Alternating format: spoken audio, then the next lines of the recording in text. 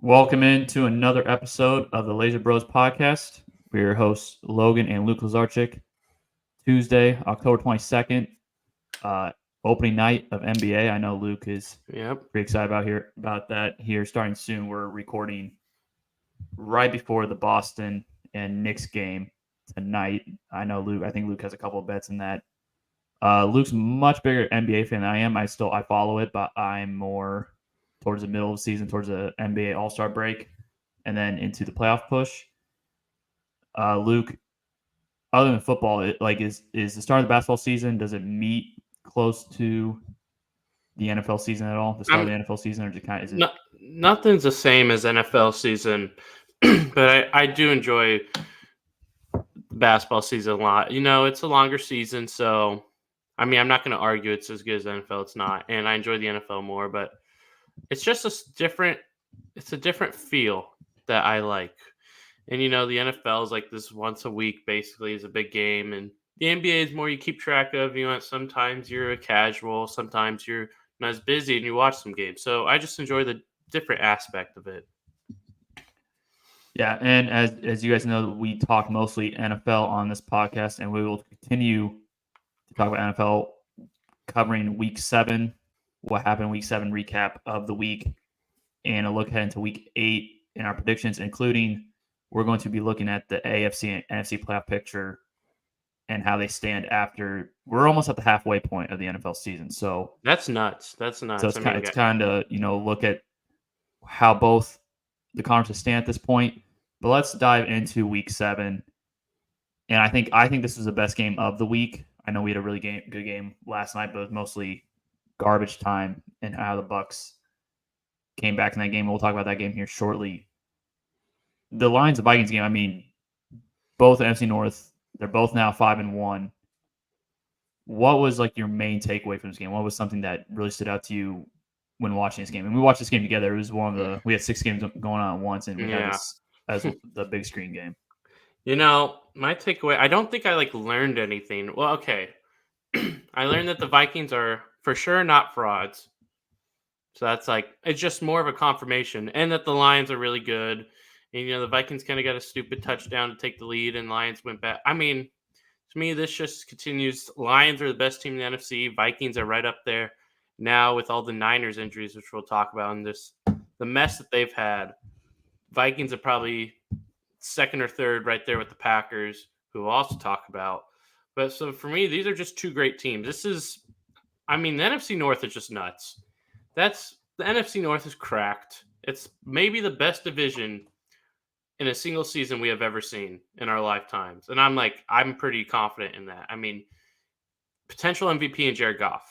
You got potential comeback player of the year in Sam Darnold. You got both are Campbell and Stefanski are going to be coach of the year candidates. Stefanski's probably going to be higher because this was not nearly as expected. So you mean Kevin O'Connell? You said Stefanski. Oh, I said Stefanski. Oh, Stefanski's nowhere close. My bad. No. I got names. Kevin O'Connell is probably. I knew you liked the Browns before the season, but I didn't think you're this high on the Browns. The Browns had.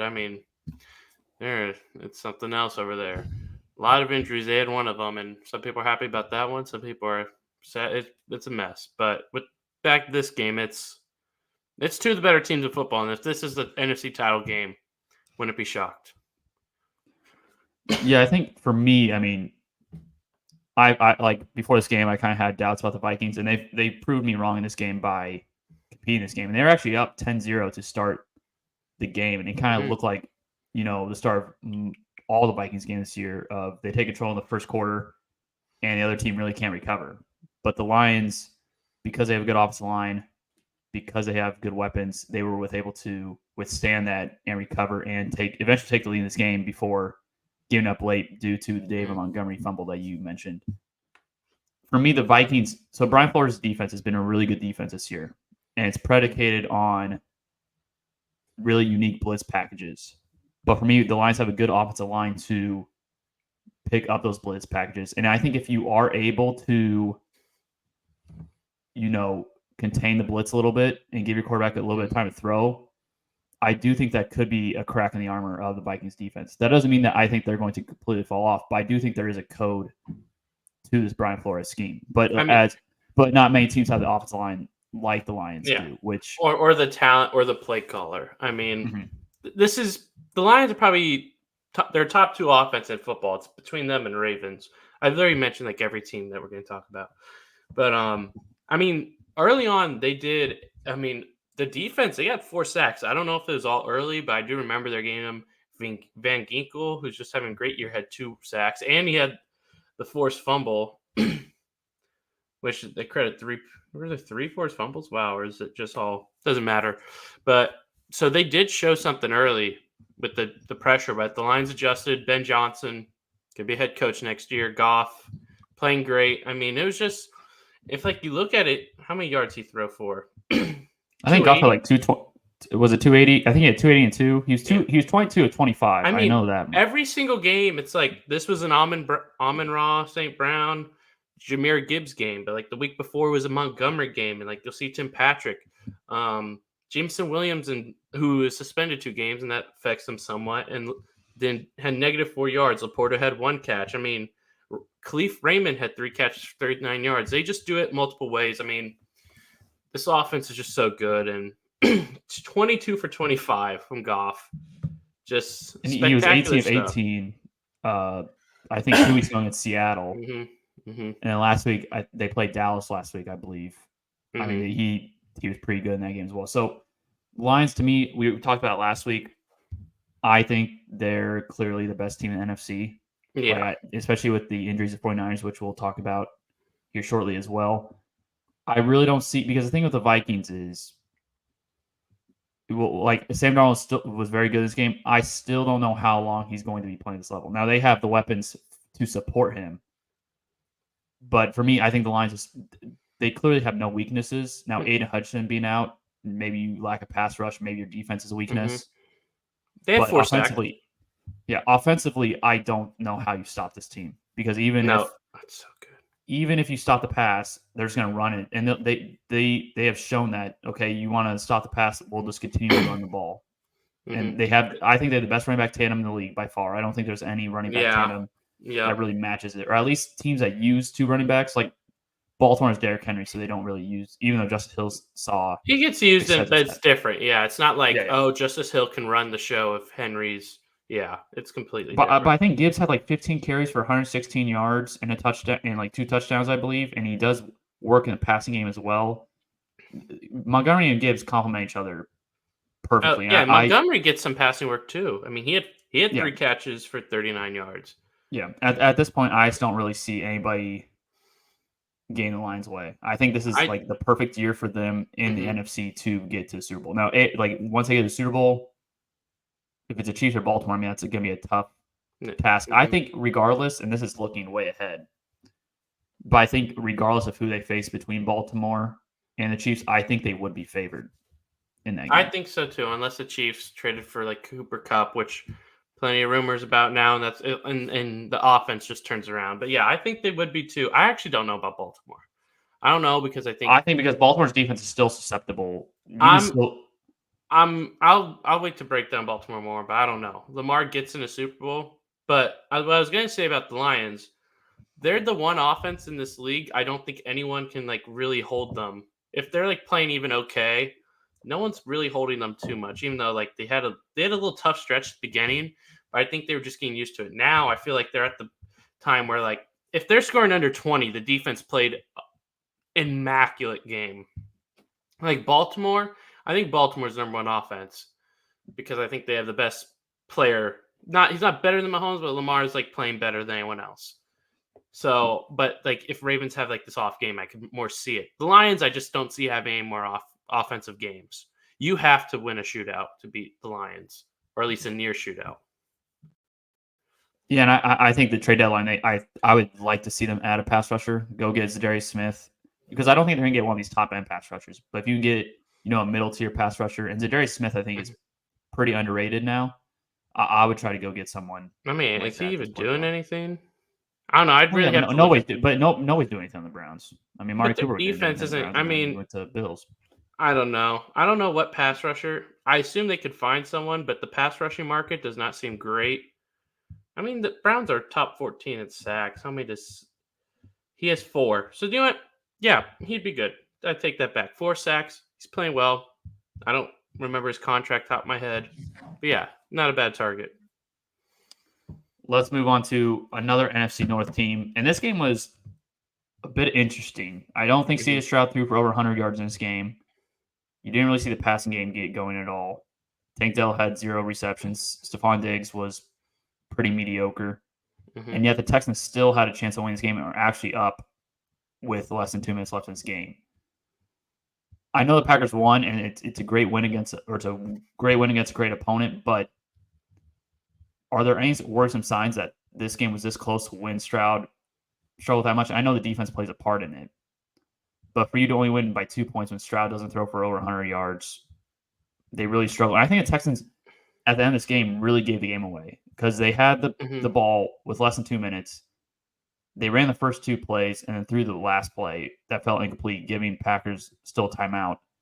I would have liked to see the Texans be aggressive in that spot and try to go for the touchdown instead of just trying to run and get Packers to use their timeouts, because as good as Jordan Love's been, he's prone to put the ball in harm's way. And if you're up by, if you force him to score a touchdown at the end of the game, I think there's a good shot that he probably throws another interception. I mean, here's the thing. The Packers are not a perfect team. And Jordan Love threw 2 picks. He's thrown a lot of picks. So is Mahomes, so is Baker. But he's still pretty dang good. They ran the ball well. They probably should have ran it a little more with Josh Jacobs. He averaged 6.3 yards a carry. I mean, this was a Dobbs game, and Jaden Reed didn't do anything. So if I'm looking at this, if I'm the Packers, I think we're not better than the Lions. But really, is anyone else truly better than us? The Vikings are probably better, but not by a lot. Niners are hurt. NFC South, you just know no one's better. NFC East, same thing. So if I'm the Packers, I take the win. But if I'm the Texans, I don't care that Nico Collins isn't there. You do have good weapons still. Even though Nico Collins, there's a chance he was just so underrated. But still, Stroud just hasn't really clicked this year. And you have 2 good receivers right now still. But it's just not something. I feel odd about the Texans. I really do. Something's not right. And I don't know if it's just Nico Collins being gone and then he'll be back and it'll be better. But it's just weird. And I know he's had some good yards, but just they really haven't. I mean, he blew up against the Patriots after some time. It took some time. I mean, he barely beat the Bills when Josh Allen was really bad, but we weren't talking about, the Texans look bad, Josh Allen was bad, but saying that about the Packers. Barely beat Jacksonville, got killed by Minnesota, barely beat the Colts, and struggled against the Bears, kind of. I'm not feeling good about the Texans. Something's weird. Something's off. And you're running the ball so well, too. Like, Joe Mixon's a stud. I don't get it. I don't know what's wrong with them. 4th in sacks, 7th in picks, 2nd time possession. It's just something's not clicking. Something's not clicking. As good as C.J. Stroud is, his road and home splits are drastically different. Like, I think he only has 1 marquee road win in these 2 years, and it's at Cincinnati last year. He does not play well on the road, and that was apparent this past week as well against the Packers. I think the Texans are fine because their division's really bad, and I really don't trust any. Yeah, they'll win the other quarterbacks in that division are Will Levis / Mason Rudolph, Anthony Richardson, who can't throw, and then Trevor. He's played better lately, but I don't think they're gonna be able to overcome their slow start and try to challenge for his division. So I still believe in the Texans. We'll see. I think once Nico Collins comes back, that offense will recover. But I agree with you. I mean, Diggs and Dell, because Diggs, I think everybody's kind of overblown Diggs this year. He's caught touchdowns, but like from a game to game standpoint, like yards, it hasn't been overly. It's been solid though. It's been solid, but I mean, if he's not catching touchdowns like this last game, he had 5 catches for 23 yards. I believe that was the stat line. I mean, but the 4 weeks before, 77, 82, 69, 94. So it's been solid.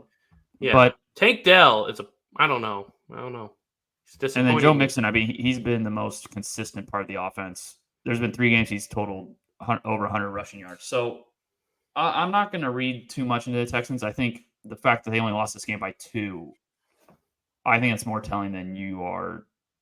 Yeah, but Than you that's think not it how is. we viewed the Bills when Josh Allen was terrible. We're viewing the Texans as this good win, and that's that's kind of completely different. And it was you were more looking negatively at the Bills because Allen was bad, and not negatively at the Texans. Then, I the offense. It's not just one game; it's the entire year. Like I don't care what the stats say. They have had one game where the offense has really clicked, and it was just against the Patriots where they got to do it because the Patriots suck.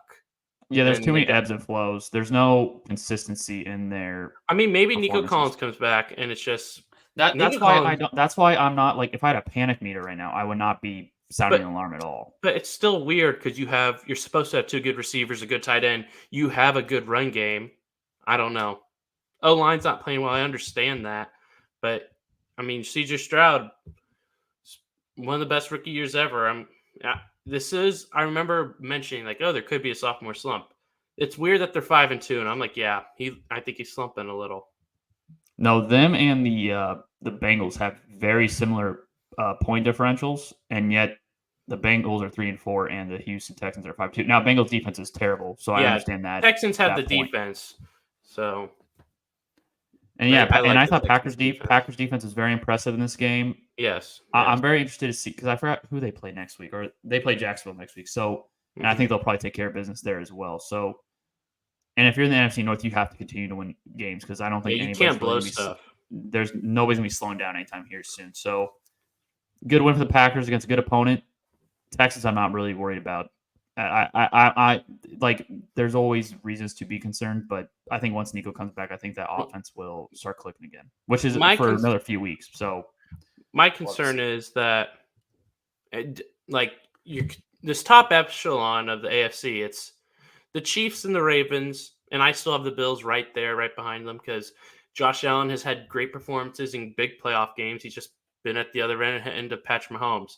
So he's there. I don't yet have that trust factor with Stroud. He can earn it in the playoffs, I, but I think he was our really good team. he beat the Browns where Flacco was terrible, and then he was terrible against the Ravens. So Okay, but that playoff game, a lot of people were choosing the Browns in that game, and like that was no, his first but playoff okay, game. but I know it was his first I'm not playoff gonna take game. away credit I'm not taking because it away, but Flacco threw like 2 pick sixes or something. He threw I at don't know. But least before that, one. the game was already kind of. I I mean, mean, no, he was yeah, doing but what he wanted with the the offense. Browns just. But then you faced the Ravens and you were terrible. And it's weird. It's weird because they're really talented, but something's just off where I can't put them on that tier. The more I look at it, I just can't because the eye test isn't passing for me. We'll see. I think this upcoming week will be a good test to your proposition because they face the Colts this week. So if the offense looks the same, because the Colts defense is terrible. So if the offense looks the same, then maybe I'll get on your level of concern. But right now, I'm not going to read I too think much into it. it's an interesting game. Yeah. Next game, Chiefs 49ers. We both had the Chiefs win this one. Every No, I Chiefs game didn't. is I pretty picked much Niners. Oh, did you pick the Niners? Yeah, I picked the Niners. I mean, I Yeah, I don't wasn't know how many times confident that's win this about it. lesson. Oh, Alvin Kamara just got a 2-year, $24 million extension, so he will Okay, not you be said traded. I thought he was gonna get traded. Like when you said that, I thought he got traded. I Once thought he was Alvin going came to get around, I thought he was traded. getting traded. That's interesting. Back to this game real quick. I didn't even realize you picked the 49ers. I mean, I I'm picked shocked you them have not learned begrudgingly. your I lesson. picked them. Okay. I mean, it's just picking games. Oh, I forgot. Oh, I forgot you picked them because you said Chiefs have to lose at some point. Okay, I remember that now. Chiefs. It's the same game every week. Mm-hmm. Offense kind of sputters, but they figure out ways to win. Defense holds down the opponent. This game, like early on, the Chiefs don't convert on a fake punt. Mahomes throws an That was so interception stupid. in his own territory, and the 49ers only get 3 points out of those opportunities. Like the fake punt, Purdy throws a pick right away. Ayuk suffers a season-ending injury. At what point do we say the injuries are too much for the 49ers to overcome? Because they've had a slew of injuries I mean, on both sides of the ball. Now you're at the point where, I mean, I've been on Brock Purdy, and I still think he's played well this year, and he's had a lot of bad luck. I think if people talk about Purdy, like the luck has been really, really bad. He lost his running back, he lost his receiver for a little time, and he lost other receiver. Kittle was hurt. Now he's lost. I don't mean to interrupt you. But you I are. don't, but I know Mahomes and Purdy on ops like totally different levels, so I'm not even trying to like. This isn't like a knock on Purdy, but what you just said is the same thing that Mahomes has dealt with. He's Yeah, lost but his he's running back. Patrick. He's lost his. He's also Patrick Mahomes. He also has a great defense that has backed him up a lot more than San Fran's defense has. It's not Patrick Mahomes, if the Chiefs were not 3-time champs and Mahomes wasn't 2 times MVP and how good he is, I'd be talking the same way about them that I'm talking about the Texans, but they're the Chiefs. They're on a different level. Mahomes and they're on a different level. So I think They get that's the benefit of the doubt. I think comparing Brock Purdy and Mahomes is so stupid. Well, I'm not, in this and I just conversation. said I wasn't doing that. But But you go were ahead. mentioning them together, and you're making the point. I think that's dumb. I just think that's dumb. I think it's completely different, and I think Kyle Shanahan's a great coach, but Andy Reid's another level. Andy Reid's another level. But the Niners, I mean, this is really, it's like, oh yeah, and Juwan Jennings was hurt. Didn't ever have him. At the end of the game, you're throwing to Pashal, Jacob Cowing, Ronnie Bell, Kittle. So Yeah. you're kind of in a mess. But this is where Brock Purdy has a moment to prove himself. You're going to be thrown to Juwan Jennings. Debo's probably going to be out a few weeks with pneumonia. Who even knows? I don't know. So I saw he was released from the hospital today, so I don't know. Well, yeah, I think he does not play this week. I'm no way. So this is where he has to prove himself, and I still like him. I think he'll prove himself. I think that the Chiefs are. I think I'm close to saying Chiefs are the best defense in football, even though I think losing. I'm already on that. Losing Jalen Watson, Pittsburgh. Here's the thing, though. The Chiefs have lost. They draft cornerbacks so well. I know, but like Jaden Hicks, rookie corner, plays like one of his first snaps of the game, gets a pick in the red zone, in the end zone. I know, but they'll have guys step up. I think Jalen Watson is like more concerning than Juju or Hunt. Like I think but he's like considered the one. But I think the Jalen Watson injury is legit. I think the Chiefs will be fine, but I think it's something you have to look. You have to look at that because the corners have played great, but now you lose one of them. But yeah, the Chiefs, looking at the game, just like, okay, the Chiefs are nuts. Best team in football still. You have to dethrone the Chiefs. I'm at the point you have to dethrone them before you get to be the best team. And the Niners are this is his time to shine. We'll see. It's not going to be easy. It's not like he's handed a silver platter, but now it's his moment to prove himself, and we'll see what happens with that. I think the one knock on, and Kyle Shanahan is a good coach, a really good coach, but I think the one knock on him is that he doesn't adapt well in games. No, he does not. Like we've seen that in every game against the Chiefs, and that's why like Andy Reid early in his career kind of had the same issue of he would, when the team was struggling, he would still throw the ball. He wouldn't go to the run. Mm-hmm. When you kind of get the 49ers out of the run scheme, because the run scheme opens up the passing game, but when you force them into, that they're going to throw the ball, that they're not going to do these play action fakes. Mm-hmm. Kyle Shanahan doesn't really adapt his passing game. Everything's built off of his run scheme. And so when you get them into forcing to throw the ball, and they have to throw the ball in these situations, you kind of see the offense kind of unravel. And I think that's been a big knock of his, and I think it's been apparent in like Super Bowl loss to the Patriots when he was the Falcons OC, and then both Super Bowl losses to the Chiefs, especially the first one. You kind of saw them go away from the run game, even though you're picking up 7-8 yards a clip against a Chiefs defense that was weak against the run during that time. I will say they're one positive. I agree with all that. That's what holds Kyle Shanahan back, and there's a chance he doesn't ever win a Super Bowl as a head coach, and you're just like, man, he could have been so good. But their one positive is you face Dallas. You're better than Dallas. Even without your receivers, you're better than Dallas. And you may get McCaffrey back at the next game. If McCaffrey is McCaffrey, he's the best running back in football still. You see how impactful Derrick Henry is in Baltimore? I think McCaffrey's better than him. So you could get possibly the best offensive player back in football, and that could change everything. But that's no guarantee with his injuries. It's no guarantee with his injuries. No. I'm not disputing that. But my point is, I'm just saying, if he's back fully, and then you eventually get Debo, you are kind of looking at the offense in like 4 weeks that you anticipated having in the middle of the offseason. So then at that point, if you sustain this little period of time, you could just be fine. And so we're freaking about them now. It could be 4 weeks, and we could be like, okay, the Niners are second best team in the NFC again, or third best team. I don't I don't have the same level of optimism, and the one is the amount of injuries they've had, and then McCaffrey, like you were saying, I'm not a doctor or anything. I don't know a lot, but like tendonitis in both Achilles. Yeah, he may. I don't like. He's not going to tear the Achilles or anything like that. But will he play a few snaps here and there, or like play, and Oh then yeah, we'll see. it kind of just I mean, I kind of said flares up it a bit. depends on what happens. It depends, but if he's Christian McCaffrey, they'll be fine. But if he's not, then it's a whole nother story. But if he's Christian McCaffrey, they'll figure it out. And I don't think they will lose this week. Kind of spoiler to our predictions, but if they lose to Dallas this week, I think alarm bells have to go off. Yeah, that is some alarm bells, but I still think it's like maintain the ship, but that would be bad. Last game we'll talk about the game. One of the games from last night. One of the other games was just kind of unwatchable. I had to watch Luke kind of scream at the TV during the Chargers game. The Ravens beat the Bucs 41-31. 41-31. It wasn't that close of a game. I'm surprised Luke bet on the Chargers, to be quite honest. Herbert. I believe the Ravens were up like 41-18 at one point in this game. Like it wasn't as close as the score says. It's crazy in this league. Your season could change just like that. And I think the Bucs season ended last night because of the injuries to Chris Godwin and to Mike Evans. I don't think they're gonna be able to recover from that at all. And I mean, Lamar had 5 touchdowns. Derrick Henry wasn't really utilized in the first half. I think he had 3 total carries in the first half. 4 for 23. I oddly remember that. Yeah, and then there was one point where he had 7 carries for 125 after an 81-yard run.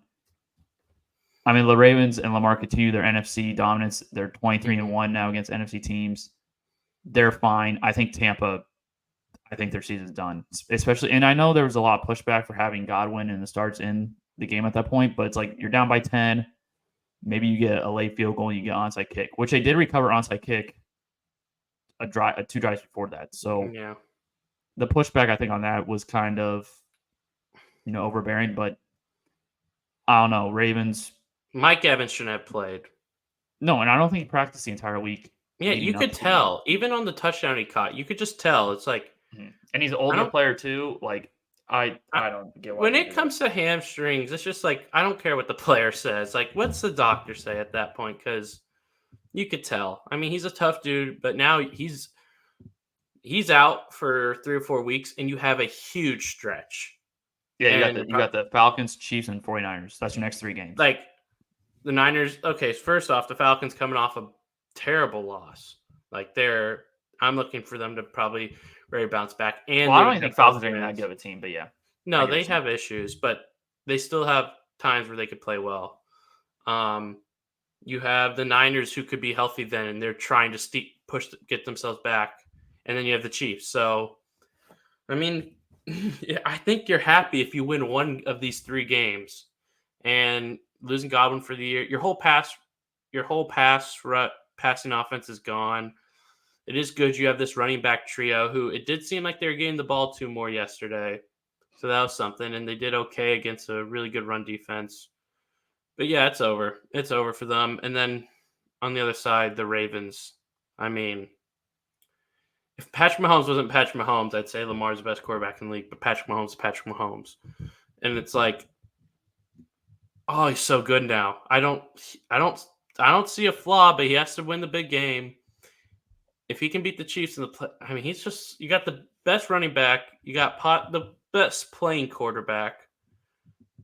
The receivers are figuring it out. Your tight end, Mark Andrews, figuring it out. The defense still has a little holes, but they still have talent and they make big plays.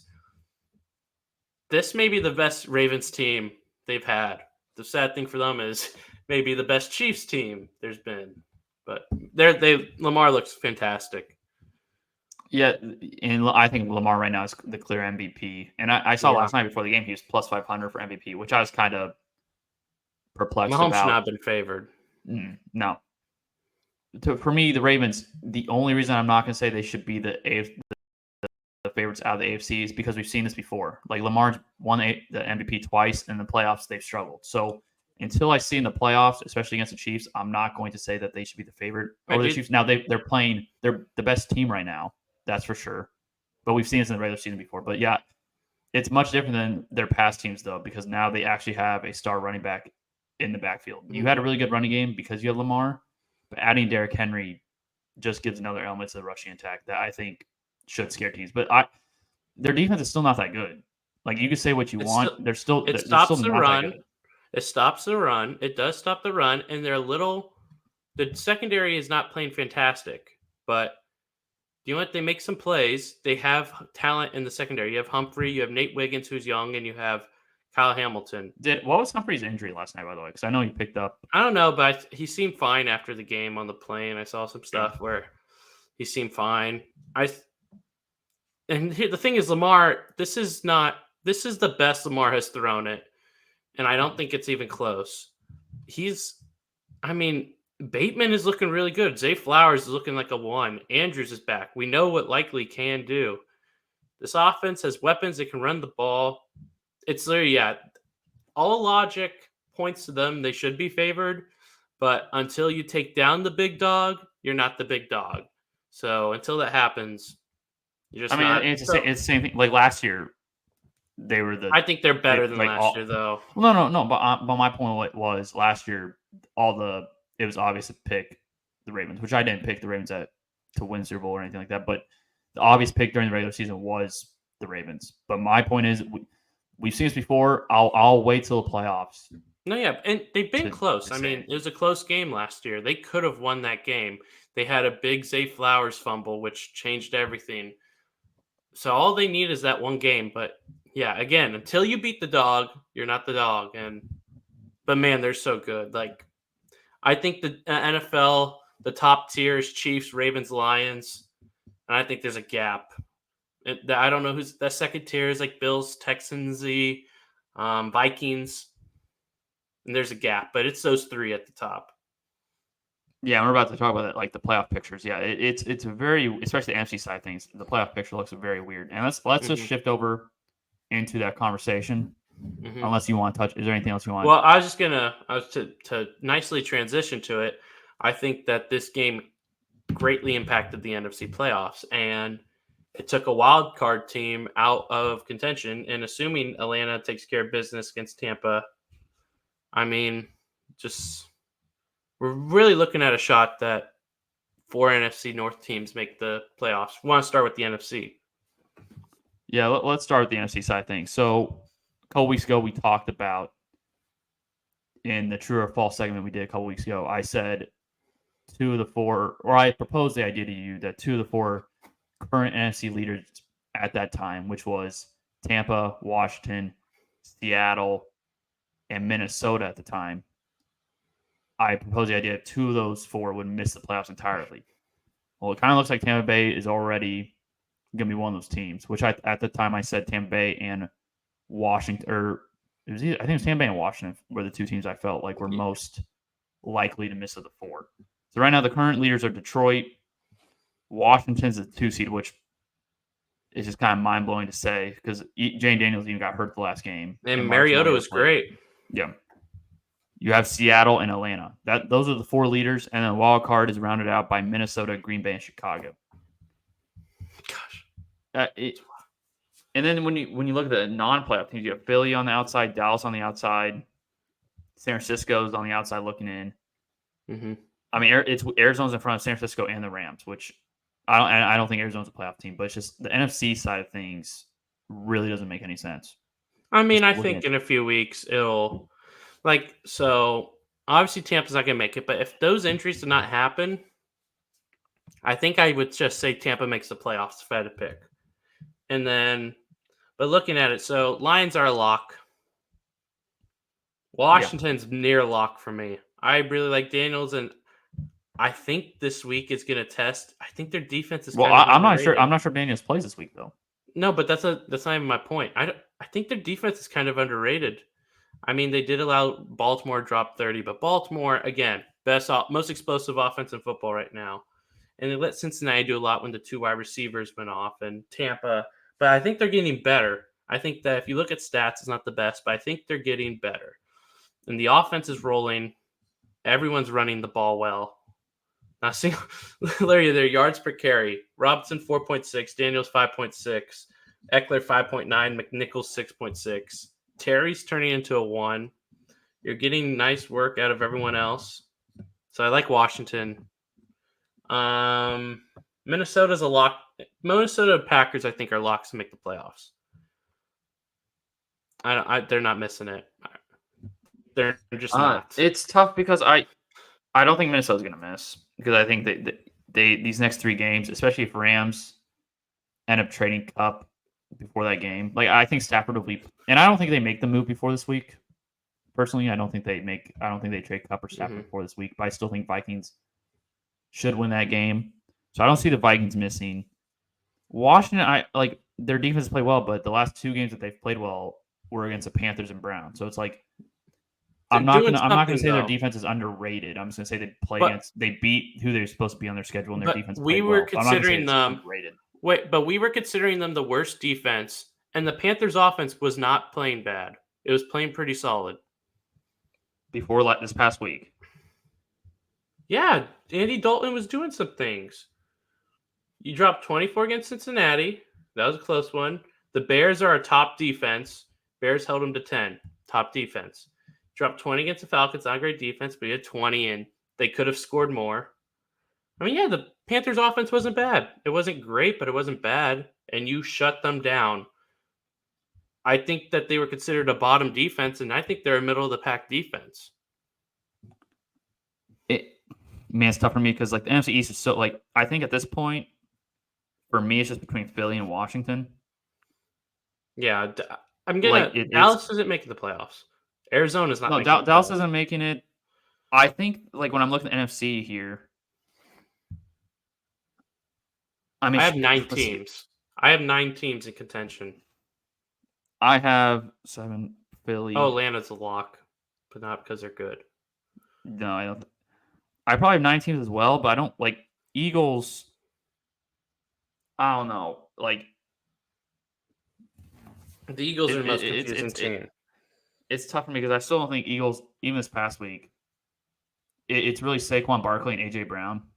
That's about it. I think those 2 players cover so much of their blemishes. Like I still don't think they call plays well. I still don't think Jalen Hurts is that good of a quarterback. He's had 1 really good year, and that's it. Chicago, I think as long as Chicago wins the games that they're supposed to outside of the division games, I think they'll make it. Like I think they can make the playoffs at 9-8. I think they can. I don't think you can make it at 9-8. No, I don't think you can. I think you need 10. Okay, fine, man. They get, but they're also a team where you could see them dropping a game that they shouldn't. I think Chicago won't make it. It's not that I think they're bad or anything. I just don't think they're going to make it. And I think you'll look at the season and be like, they're a good team. It was just a tough year. I mean, injuries can change everything, but it's going to be tough. Yeah, and I think Green Bay's schedule is very interesting coming up. I don't think I'm not going to definitely say they miss or make it, but you got at Jacksonville, which I think you'll win. They're not missing. But then you have Detroit at Chicago versus San Francisco versus Miami at Detroit. And I think you're better than probably San Francisco and Miami, especially at this point with San Francisco's injuries. But I think Green Bay and Chicago are 2 teams that I'm going to be watching. And I don't know. I think they're on different tiers. I think at this point, the only change I see potentially happening is the 49ers taking over Seattle and Eagles taking over Washington. That's the only 2 those are 2 spots I'm looking at mostly when I look at the NFC. Like when I look at the wild card, I think Eagles can definitely get in the wild card. I may not love not love the Eagles, but yeah, I think Seattle's going to fall off. I don't think they're that good. They beat Atlanta. I think Atlanta played bad. You have a DK injury. I don't think Seattle's good. That's true. And you're just probably not going to convince me until they really do something. But I think they'll fall off. And I really think it's going to be a battle between Chicago and Philly for the last wild card spot. That's like those 2 teams are going to be the close teams. If Rams don't make any trades, do you think they can make a push for the division? No. I mean, something's off. They don't. I don't know.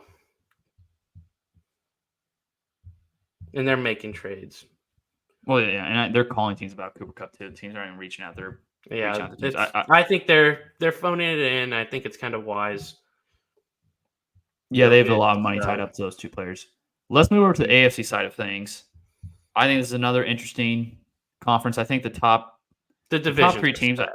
I think the top three teams I think the divisions are basically set. Yeah. Yeah. I think Baltimore's gonna have to find a way to win.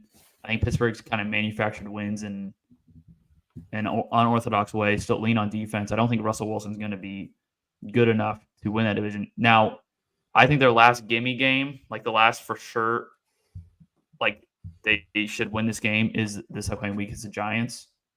And then after that, I think who knows after that point? Because now you're facing Washington, who I think at that point will have Daniels back if he's not Washington, playing. I'd consider the better team. Yeah, if Daniels playing for sure. Baltimore, you have twice. Cleveland, I think now is going to be better. And I'm not saying they're better than Pittsburgh, but I think they're going to be a better team because now they. The thing is, you traded Amari Cooper. Like Jameis is playing, but okay, assuming it's Jameis, dude, they're gonna pick that off. I don't care what you're saying. My point. But they should win those two games. They should beat them. They're a better team. And are they better than Philly? Are they better than Philly? That's an interesting one. That's like an insane thing. Like I am super interested in Philly Pittsburgh, just looking super ahead. I don't even know who's better. Pennsylvania battle. But yeah, I think the four divisions are set. Like I think those teams that are currently in the division, the leaders of the division will end up winning their divisions. Mm-hmm. For me, like I'm counting Miami out. I'm not counting them out. I understand. I think they have too many weaknesses on offensive line. Their defense is not that good. For me, it's the 3 wildcard teams and the Chargers and Bengals. Those are the 5 teams I think. And I'm not even confident in Colts though. Like I think the Colts probably miss. I think the Colts and Denver miss, and Chargers and Bengals find a way to creep in there. I'm not counting out Miami. I'm not counting out Miami because their weapons and how good their offense can be, but they're definitely the least team who can make it. The Jets have the shot of hell, and I'll give them the shot of hell. So the Jets are the worst team, and they have like the shot of hell. And then, Jets schedule it's very interesting because you have the Patriots this week, then you have Houston, Arizona, Indy. Like that's a very manageable schedule. But if you go 2-2 and you're 4-7, that's when I'm done. You got to win 3 of those. Well, yeah, I think if you're, I think I don't ever care what the schedule looks like after that. You're not winning. It's pretty rough after that. I mean, it's not too rough. Miami, Jacksonville, Seattle, Rams, but I don't even care. But I mean, Chargers lost. Dude, the Chargers just not. They're going to screw up. That's just what they are, Logan. Well, they also don't have like Will Disley had 11 targets last night. They just screw up. They just screw up. It's who they are. They just screw up, but they have an easy schedule. They better get going. They just screw things up, and that's my problem with them. What was your thought on the penalty last night? He did hit him in the head. It made me very upset for my bets, but he did hit him in the head. And he went head first. I mean, I think it's technically the right call, but it's kind of lame. But Denver and Pittsburgh, out of the playoff teams, I trust their 2 units the best. I trust Pittsburgh's defense. I trust Denver's defense. And if the trade deadline is going to be interesting. If either team gets a receiver, that's a big bump. I don't trust the Colts. I think at this point, yeah, Colts, I like the playoffs how it is, but I think Cincinnati literally flips. Cincinnati gets the 6th seed. Maybe 6th seed. I'll hold off on that. Picking that. Bengals schedule is very, very manageable. It's manageable. We say that a lot, but one bad loss and it's not manageable. I mean, that Chargers game would be big. Finishing the year with Pittsburgh's big. I don't trust the defense. So who would be your wild card teams right now? Like if you had Pittsburgh, Cincy, Denver. Like in that order? I'd have Pittsburgh as the 5 seed, and then Denver and Cincy. I don't know which are which. Okay. I think I would have. I mean, Pittsburgh right now they have clearly the best record, and I think they get another pretty easy win this week. And there's gonna be a tough out the rest of the year. Yeah, they're tough. I would have Pittsburgh 5. I'm gonna have Cincinnati 6, and I'll have the Chargers 7. Chargers Because just to screwed me, things up. They just screwed things but up. but here's the thing. Okay, so like Chargers, Denver's probably a better defense, but I still think Chargers defense plays well. That game was so weird last night, by the way. But that's the games Like they lose. They no, I kicked know, 5 but no. field Okay, goals. can you let me finish? It's just a disaster. But Arizona's a weak run defense, and they basically just committed to stopping the run because they have no weapons on the outside. Mm-hmm. Like Lai McConkey's a slot. Will Disley is Will Disley, and he had 11 targets. Like they need to go get a receiver. And I think most of these teams we're talking about need to go get a receiver. But like I think Mike Williams would be a good fit, even though we've heard that Pittsburgh. I would too. Pittsburgh does seem hot on him based off reports. Yeah, but that would be my playoff picture. It'd be Pittsburgh, Cincy, Chargers in that order, or the wild card spots. I just don't trust the Chargers. I mean, they kicked 5 field goals against the Cardinals. I don't care because if you even talk about injuries, Quentin Johnston does not change a lot. He runs drag routes. No, I know, but that's a state of the receiving core, though. I know, but that doesn't. Yes, that affects how you pick them to make the playoffs. But I'm not gonna trust Bo. I do not trust Bo Nix at all, and I'm not. I trust that defense. Unless I see something drastically different. And Bo Nix, I mean, looking at stats, 5-5, but his running impact is huge, and it doesn't mean he's going to be. I still like Bo Nix, but just looking at this year, he's really running the ball, and that makes an impact. I mean, their defense is second in sacks. I mean, their defense is just. It's not that what I like about their defense. It's like the Vikings. It's not talent driven.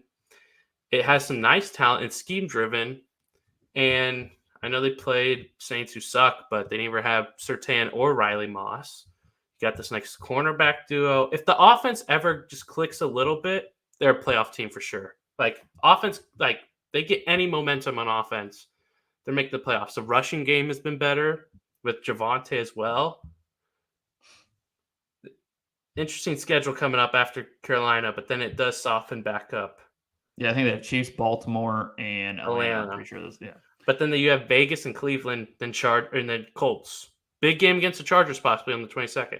Then Cincinnati, then Chiefs. Chiefs could be 1 seed or not. We'll see. I like Denver still. I know we didn't do this on the NFC side, but really quick before we move to our Week 8 picks. What's the top 4 seeding in exact order to you?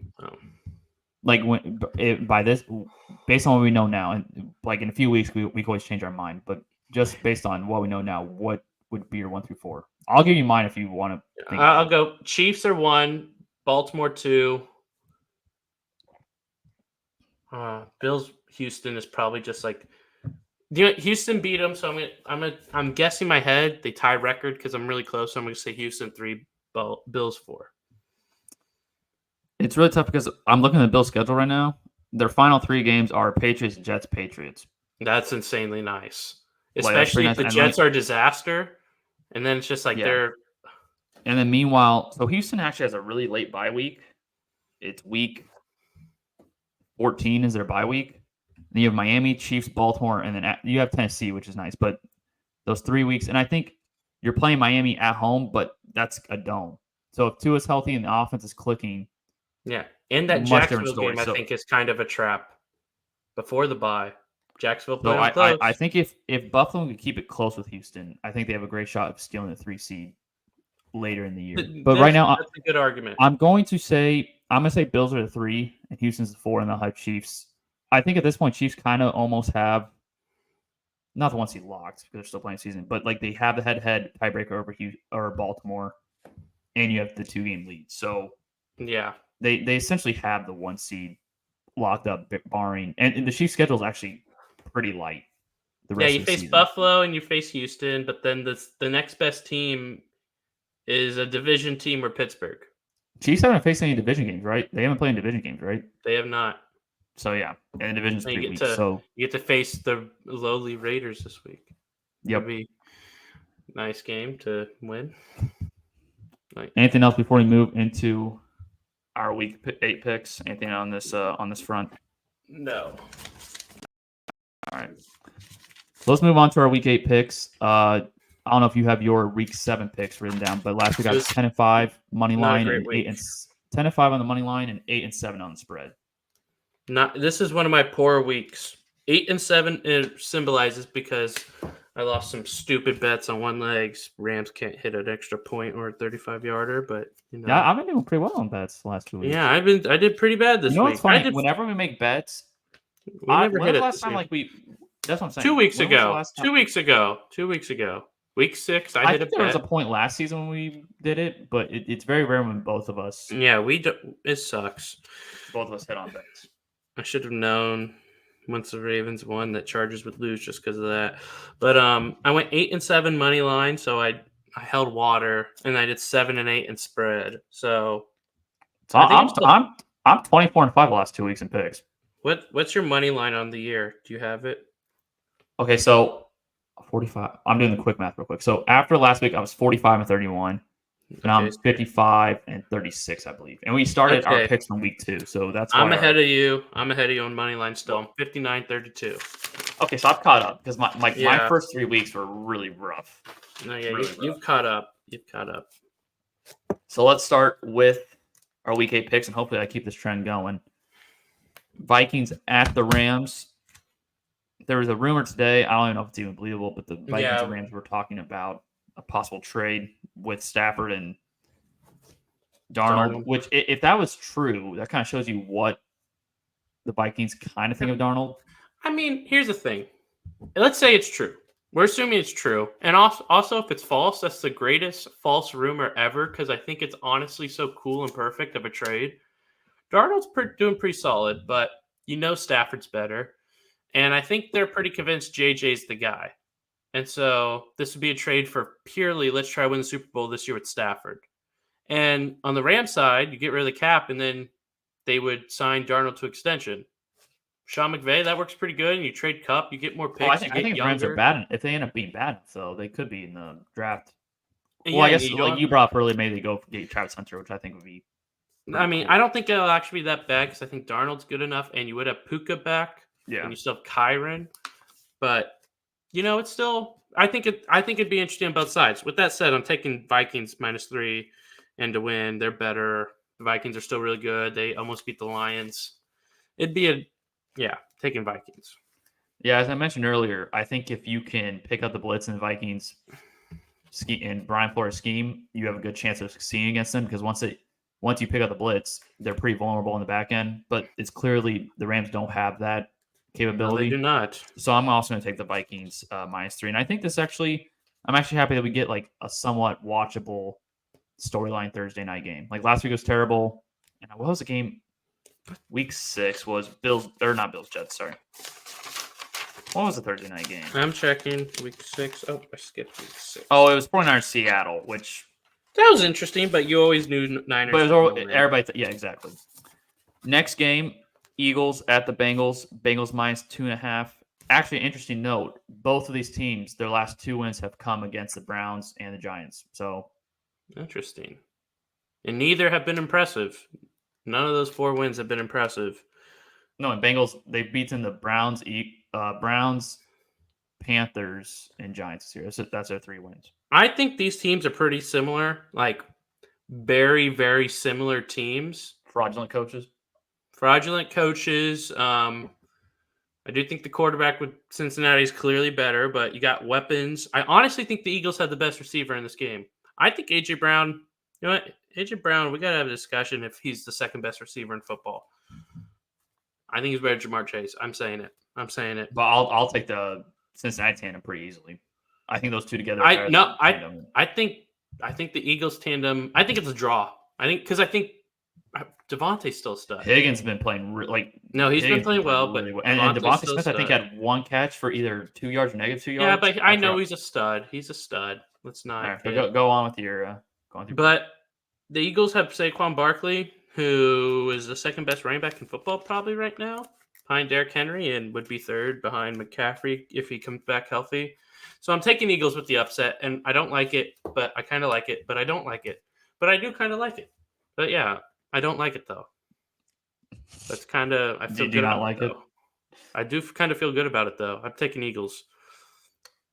I trust their Based defense on- a little more than Cincinnati's. That too. Here's the thing: the Eagles came off a bye and won by 4 against the Browns, and then last week it was 0-0 going second quarter. Trust me, it's not convincing. I don't. No, but you can. I don't think you could afford to do that against this Bengals But team. you can make the same argument with Cincinnati, so I don't think the Eagles' argument there is valid because Cincinnati Ironically, got lucky against the Giants. They missed field goal. Giants had no weapons, and then the Browns lost by 1 touchdown. And they were Deshaun was 17 for 19. It was 15-17. 15. Okay, but you know, get the points. 2 incompletions. Those completions weren't that impressive. It doesn't matter. He's getting them, moving the ball. Ironically, this is one of my favorite bets of the week. I'm taking the Bengals -2.5. I really like them in this spot. I like Joe Burrow. Once people start giving Eagles credit, is exactly when Sirianni will. No one's giving them credit though. I just think they're going to win. I think it would be they give them credit after this win, and then they fall apart. I like Bengals spot I don't think at home. I bet. And to be honest, when you talk about games, most of the time, and when you talk about divisions, it's really a quarterback battle at the same time as well. Now there's like it's 11-on-11, so there's still other elements, but I like the Bengals in this one, and I don't think like the Eagles have 0 first quarter points this year. Okay, but every single the argument you made about the 2 games, like literally is the same argument against the Bengals. So I don't think I absolutely understand that, but I think that's invalid. I trust Joe Burrow more. Well, that's fine. That's fine. Well, that's not fine. That's not picking. Well, yeah, but you went on your little Eagles thing when I can make the same argument for the Bengals. Burrow versus Hurts, that's a fine argument. Yeah, that's what I was saying. Ravens. Not the first thing you said. Okay, I was getting there. Ravens at the Browns. Ravens favored by 9 in this game. Browns suck. Ravens defense can pick off Jameis Winston. Ravens -9. They have the best tandem in football. I like the Ravens in this one, but I think the Browns get a backdoor cover either in garbage time or the Baltimore's defense always lets teams back in games, and I think a backdoor cover is what propels the Browns into +9. But I think the Ravens win this one pretty easily. I don't think it's really a huge conversation. Mm-hmm. Titans at the Lions. Now, there's a lot of large spreads this week. There's a lot of there are. Favorites. There are a lot. Lions favored by 11, and the over/under is 45.5. So I'm trying to think of what the implied point total is for the Titans in that, but I mean, it's not good. Is it 28? 28-17. Yeah. But it's 45.5, so it'd be yeah. Lions -11. They're top tier team in football. The one thing that did concern me, Titans defense, I still think is not bad, but even the Bills, who are not in the same tier of the Lions right now, they got it figured out and whooped them. Give me Lions. Yeah, I like the Lions too, and they're going to cover. This is another pretty easy one. Cardinals at the Dolphins. Dolphins favored by 3, and if we're going based off the pattern of how Kyler plays, I hated picking this. I did. To be honest, this was like my least favorite pick. I'm taking Dolphins -3, but I don't like it. I don't even want to break it down. These are 3 straight games. I don't want to break down. Dolphins. See, here's the thing. I've been going either heavy favorites or taking the favorites. So this is gonna be my first upset pick of the week, and I hate it. I absolutely hate this pick, but I'm just gonna do it based off what sucks each way. The only reason I'm picking this is because I've picked the favorites in the other games for the most part. So I'm gonna take Cardinals. I respect that. And of course you said that. And Kyler's on my fantasy team, so I wouldn't mind if he replicates what he did this past week and actually for the first time plays 2 back-to-back games well. So I'll take Cardinals based off last night. No, he was not. It was really the touchdown run, which was pretty awesome for my team. But I think he had 145 yards, 16 of 27. Chargers. Next game, Jets at the Patriots. Jets -7. And I'm actually shocked that the Jets are favored by this much, to be quite honest with you. I'm not. The Patriots suck. Their coach just called him soft and is backtracking it. This is what's going to happen. Jets are going to win by 20.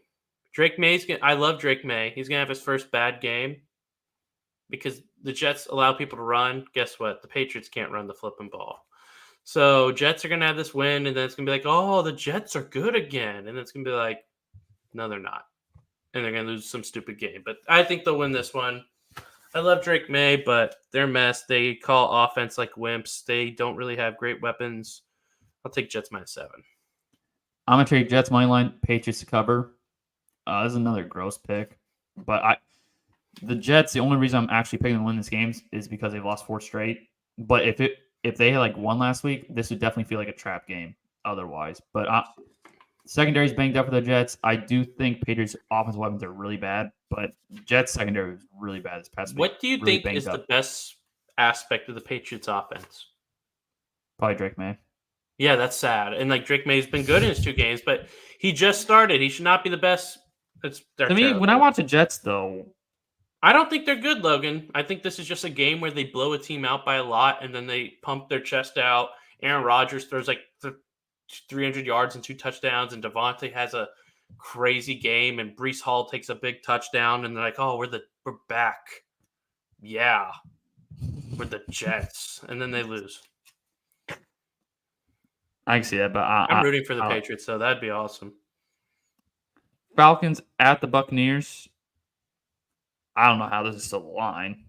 Falcons -2.5. I think it's honestly going to stay a close game, but I'm going to take Falcons. I think Bucks honestly keep it kind of close in some weird division stuff, but I'll still take Falcons to cover. You know what's really weird? Like, and we're just going to totally be on opposite opinions on this. But like the Falcons and this is totally off topic, but the Falcons and the Seahawks played this past week. I think they're way more similar teams than you think. I really think they're very similar. I trust the Falcons more. They've had some impressive moments. Seahawks, I don't think have had impressive moments. They just beat the Falcons when they played bad. I think some of that's Falcons, but a little off topic. But I think the Falcons win this game. I think they cover the 2.5. I think this Tampa Bay. I think even like early in this game, you're going to see like shell shock may be the wrong word, but I mean you lost your 2 best offensive players at least in the past game. And Baker's early been on that good. game, I could see like Baker's also been a turnover machine though. No, like, yeah, I could see but an early interception in this game. I think it stays close. I think like if it was 4.5, I'd probably pick Falcons just because of logic, but I'd be very. I mean, yeah. Wait, pick Bucks to cover? No, I pick Falcons to still cover the 4.5, but I'd be very close on it. I'd be very close. Packers at the Jaguars. Packers -4.5. I remember you were saying that this felt like a trap earlier in the week, but I'll let you explain your pick. Yes, I'm not going to pick the Jags to win, but I'm going to pick them to cover. The Packers, I think, are a good team, but they do stupid stuff. And I think this is going to be a game where they do stupid stuff. The Jags have some momentum. I honestly think the offense, I don't know if Tank Bigsby's better than Etienne, but I think it gives them more direction to just have one of them. If it is just him, if Etienne doesn't return. But I like Jags to cover. I think Bigsby has a good game. Jags to cover, but Packers get it done. Packers defense is playing really well right now, and I think this is a game like Jaguars have won. Have they won 2 straight now? Or no, they won 1 and lost 1, I believe. Yeah, they lost. Yeah. I think they're kind of feeling a little bit good about themselves. I think Packers defense has been playing really well. I think this game could be an absolute blowout. Now, Jordan Love's going to give you opportunities with interceptions, but I like the Packers to cover this line pretty comfortably. They played well against the Texans, but Mixon still was really good. I think Bigsby has a good game.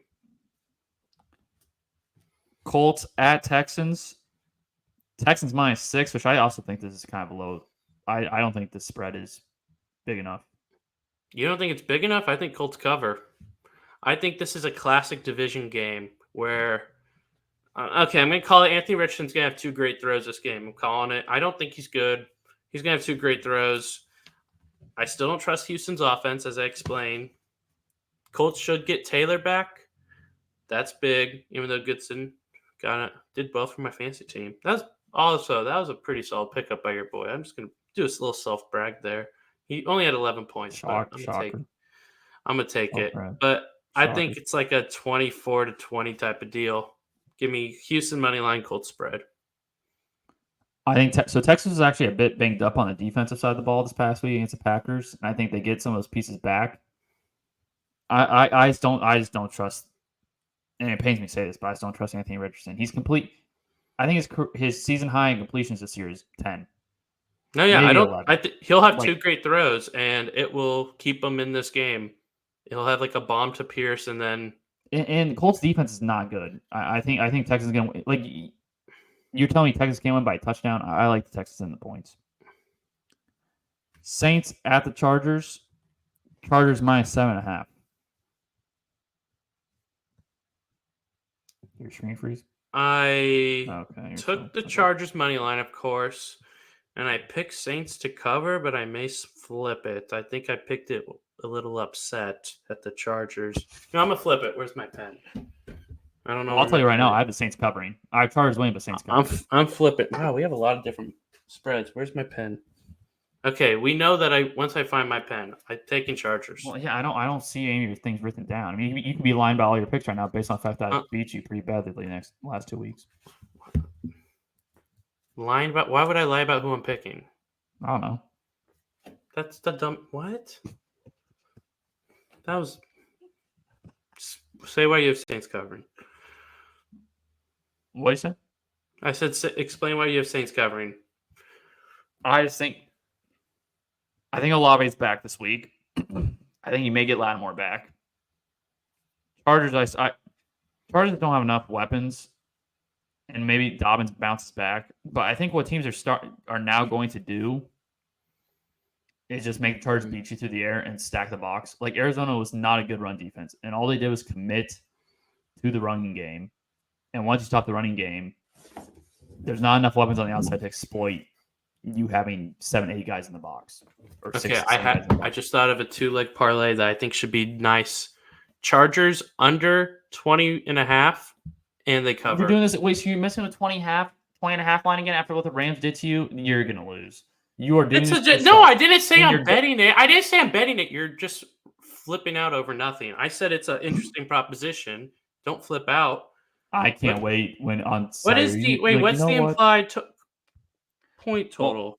Well, so the over/under is 40. Oh my god. So that's 23 to 23.5 to 16.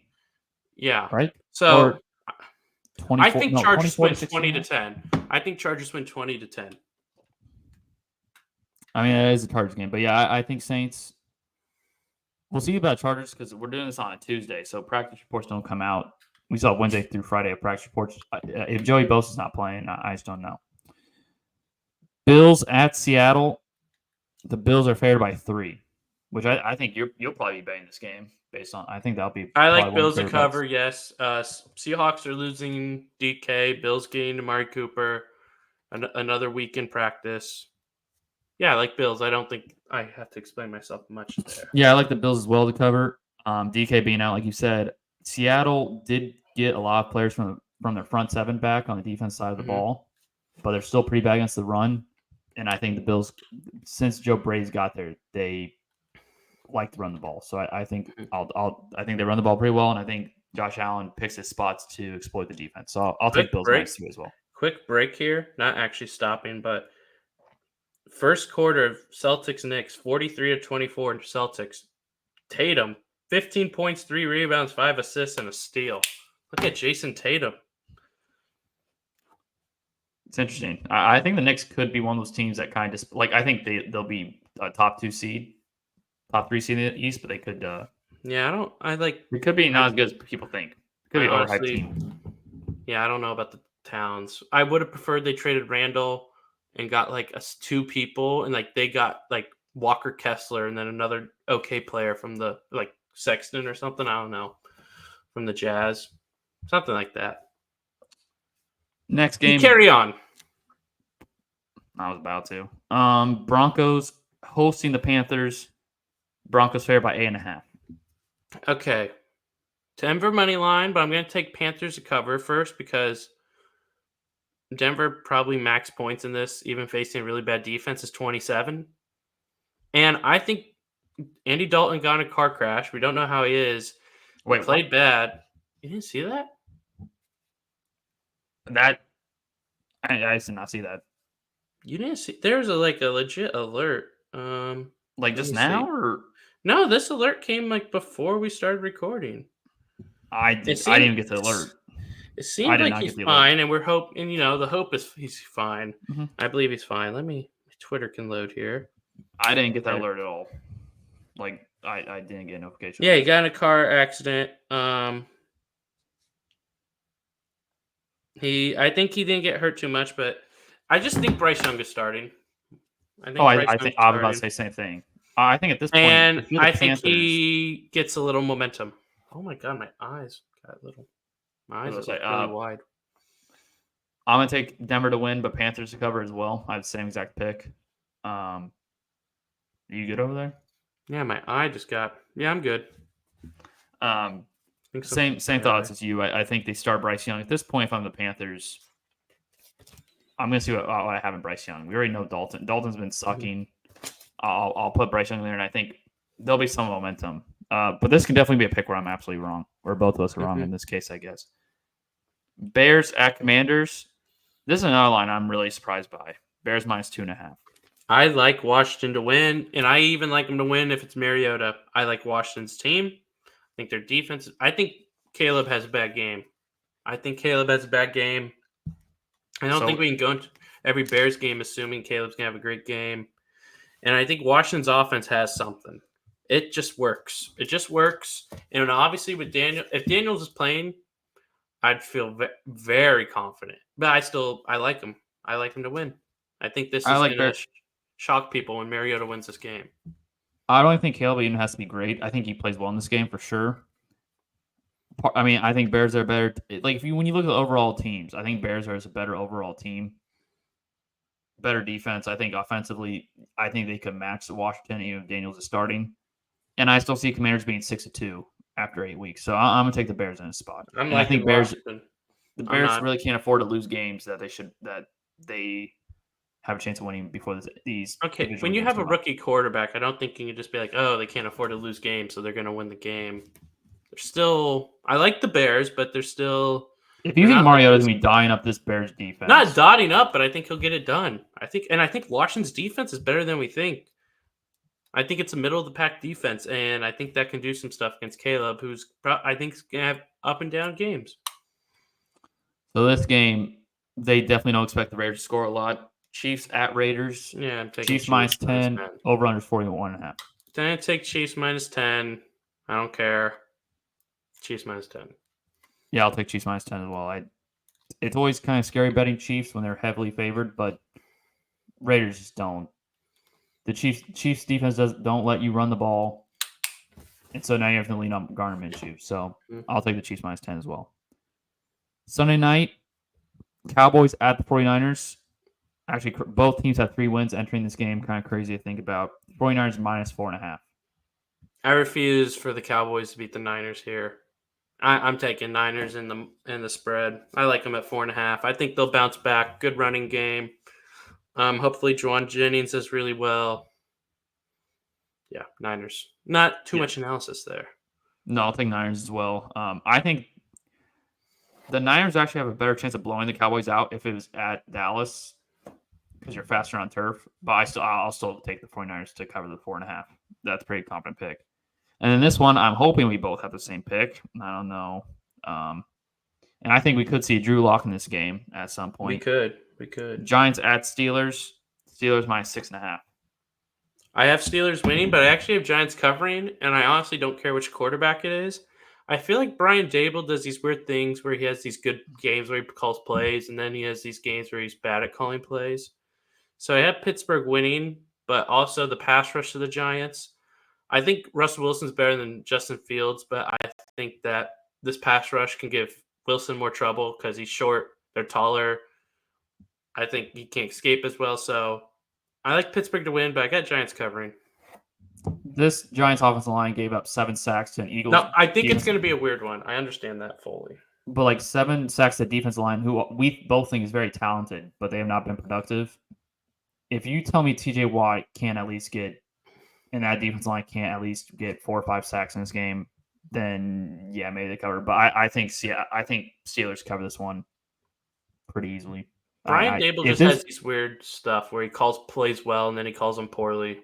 And I think it's a call plays well type of game. Anything else? I know Luke wants to scamper off this NBA game, so anything Mikal else you want to Bridges add 0 for before? 5. I think the Knicks ruined Mikal Bridges' shot. Miles McBride has 14 points off the bench. My lord. What else is going on? Yeah, Tatum's playing well. Holiday's playing well. Yeah. All right. Well, I'll let Anyone Luke sucks? go watch his NBA games. That'll do it for our episode this week. We'll be back next week with the same type of episodes or same type of episode. Week 8 recap, week 9 predictions, and we'll figure out a segment we'll talk about next week. But until then, make sure to subscribe, follow the YouTube channel, and we're always open to ideas. So always leave comments in the comment section.